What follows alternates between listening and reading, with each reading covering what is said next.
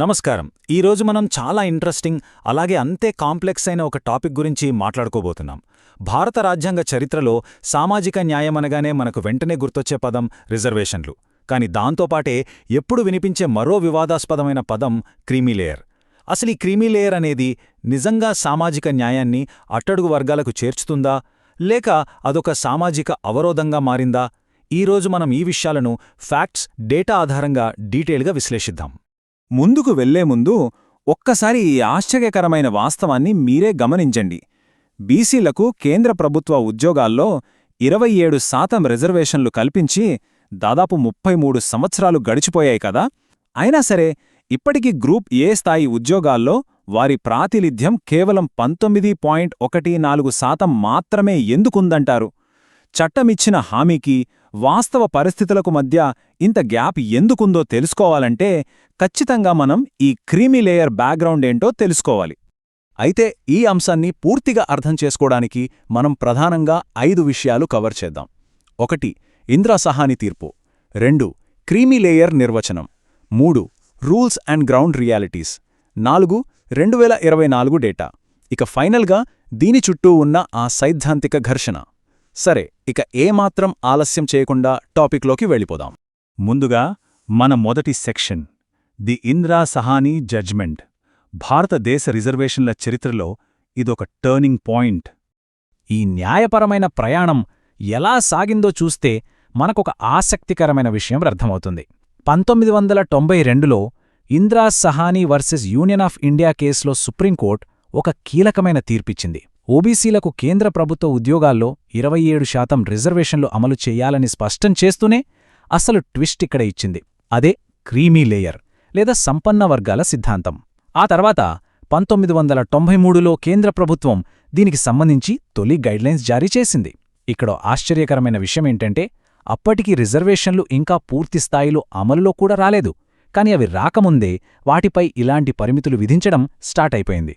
ఆ తర్వాత 2004 నాటి దవీందర్ సింగ్ కేస్, 2018 నాటి జర్నైల్ సింగ్ కేస్ దగ్గర్నుంచి లేటెస్ట్గా రోహిత్ నాథ్ కేస్ వరకు ఈ క్రీమీ లేయర్ చుట్టూ కోర్టులు ఎప్పటికప్పుడు కొత్త న్యాయ సమీక్షలు చేస్తూనే ఉన్నాయి. ఇక రెండో భాగానికి వద్దాం. అసలీ క్రీమీ లేయర్ను ఎలా డిఫైన్ చేస్తారు? ఈ కాన్సెప్ట్ ఎందుకు పుట్టింది? సింపుల్గా చెప్పాలంటే ఓబీసీ వర్గాల్లో ఇప్పటికే ఆర్థికంగా, విద్యాపరంగా, సామాజికంగా బాగా సెటిల్ అయిపోయిన వారిని రిజర్వేషన్ల ప్రయోజనాల నుంచి పక్కన పెట్టడాన్ని క్రీమీ లేయర్ అంటారు. అంటే ఇప్పటికే ఒక స్థాయిలో ఉన్నవాళ్లకి కాకుండా ఆ అవకాశాలు అత్యంత అణగారిన, ఎప్పుడూ అవకాశాలకు దూరంగా ఉన్నవాళ్లకు చేరాలన్నది కోర్టువారి ప్రధాన ఉద్దేశమన్నమాట. వినడానికి చాలా బావుంది కదూ? అసలు ఈ భావన వెనుక ఉన్న బేసిక్ ఇంటెన్షన్స్ ఏంటో చూద్దాం.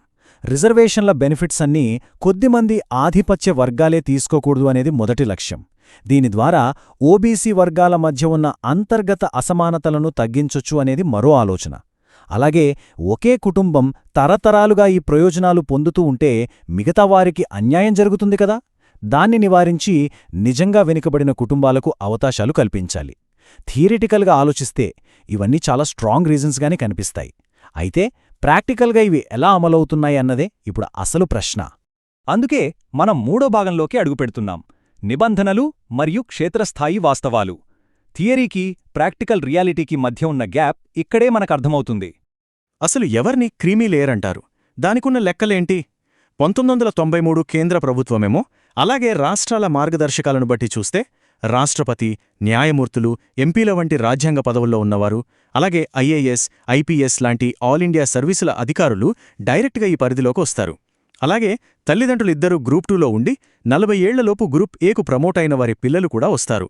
ఇక అన్నిటికంటే ముఖ్యమైనది ఇన్కమ్ లిమిట్. సంవత్సరానికి 8 లక్షల రూపాయల కంటే ఎక్కువ ఆదాయమున్న కుటుంబాలను క్రీమీ లేయర్గా పరిగణిస్తారు.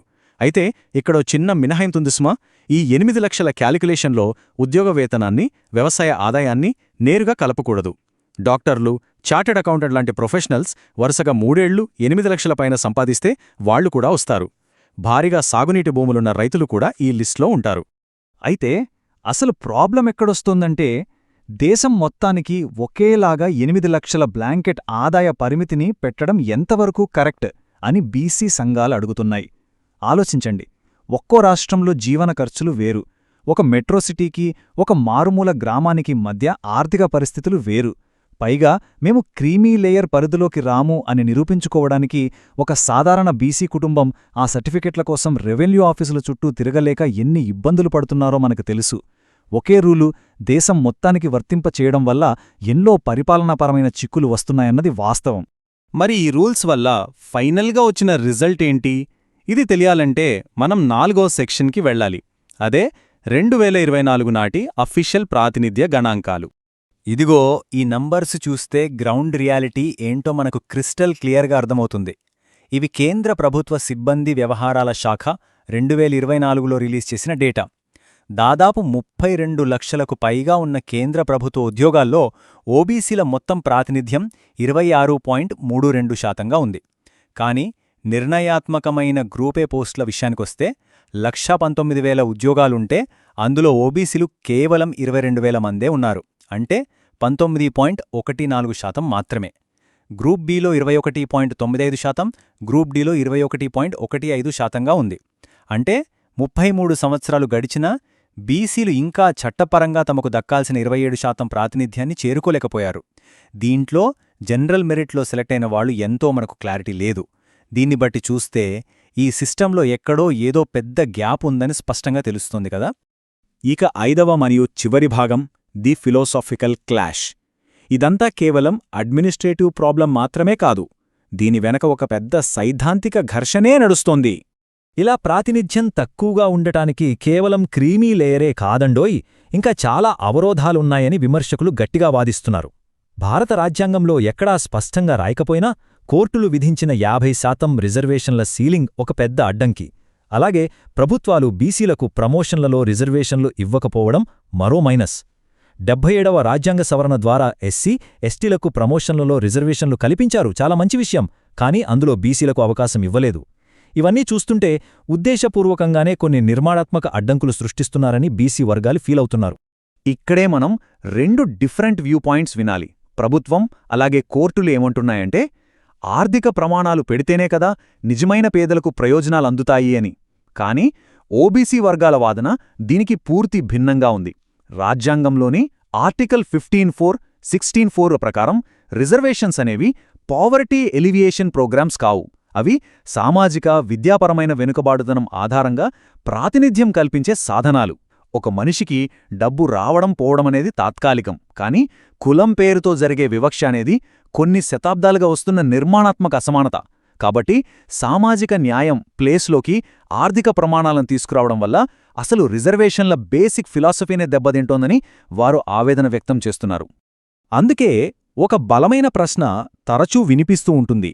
అసలు ఈ నిబంధనల ఉద్దేశ్యం సామాజిక న్యాయాన్ని అందించడమా, లేక అది మొదలు కాకముందే దాన్ని ఎలాగైనా పరిమితం చేయడమా? 1993లో ఓబీసీ రిజర్వేషన్లు అసలు పూర్తిస్థాయిలో అమలు కాకముందే వాటిపై ఆంక్షలు విధించడం చూసి చాలామంది అడిగిన ప్రశ్న ఇది. ఒకసారి ప్రాక్టికల్గా ఆలోచిద్దాం. ఒక బీసీ కుటుంబం సంవత్సరానికి 8 లక్షల రూపాయల కంటే ఎక్కువ సంపాదిస్తే శతాబ్దాలుగా వాళ్లు ఎదుర్కొంటున్న సామాజిక వెనుకబాటుతనం, వివక్ష రాత్రికి రాత్రే మాయమైపోతుందా? భారతదేశంలో కులం అనేది కేవలం బ్యాంక్ బ్యాలెన్స్ని బట్టి డిసైడ్ అయ్యేది కాదు. అది సామాజిక, చారిత్రాత్మక అంశం. ఆర్థికంగా ఎదిగినంత మాత్రాన సమాజంలో వారికి దక్కాల్సిన గౌరవం, ప్రాతినిధ్యం పూర్తిగా దక్కుతున్నాయా? ఈ పాయింట్లో చాలా వాస్తవం ఉందని ఎంతోమంది నిపుణులు అంగీకరిస్తారు. సో ఫైనల్గా మనం అర్థం చేసుకోవాల్సిందేంటంటే, క్రీమీ లేయర్ ద్వారా నిజంగా సామాజిక న్యాయం అందుతోందా, లేక ఇదొక లిమిటేషన్గా మారిపోయిందా? గ్రూప్ ఏ లాంటి అత్యున్నత పోస్టుల్లో ఇప్పటికి 19% ప్రాతినిధ్యం ఉన్నప్పుడు ఈ నిబంధనలను ఇలాగే కంటిన్యూ చేయడం ఎంతవరకు కరెక్ట్ అని బీసీ సంఘాలు ప్రశ్నిస్తున్నాయి. నిజమైన సామాజిక న్యాయం జరగాలంటే కేవలం ఆంక్షలు విధించడం కాదు, అందరికీ సమాన అవకాశాలు కల్పించేలా ఒక విస్తృతమైన చర్చ జరగాలి. ఈ వీడియో చూస్తున్న మీరే ఆలోచించండి. ఈ క్రీమీ లేయర్ అనేది సామాజిక న్యాయానికి ఒక మెట్టులాంటిదా, లేక దాటలేని ఒక అడ్డంకా? ఈ విశ్లేషణను వీక్షించినందుకు ధన్యవాదాలు. మళ్లీ మరొక ఇంట్రెస్టింగ్ టాపిక్తో కలుద్దాం.